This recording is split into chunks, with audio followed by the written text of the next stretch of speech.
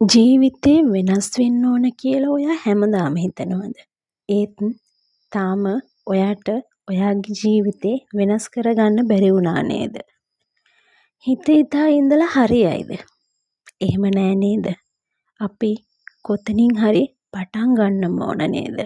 ඉතින් ඔයාගේ ජීවිතේ වෙනස් වෙන්න ඕන කියලා ඔයා හිතනවා නම් ඔයා ඒක පටන් ගන්න ඕන. ඒක පටන් ගන්න නැකත් බල කල් වේලාව බල හිටිය කියලා කවදාවත් ඔයාට ඒක කරගන්න වෙන්නේ නෑ. ජීවිතේ පටන් ගන්න නම් ඔයා ඔයාගේ හීන ඉස්සෙල්ලම ලියන්න. හීන ටික ලියලා ඔයා ජීවිතේ ආරම්භ කරන්න සැලසුමක් හදාගන්න. ඊට පස්සේ ඔයා ජීවිතේ අලුතෙන් ලියන්න පටන් ගන්න.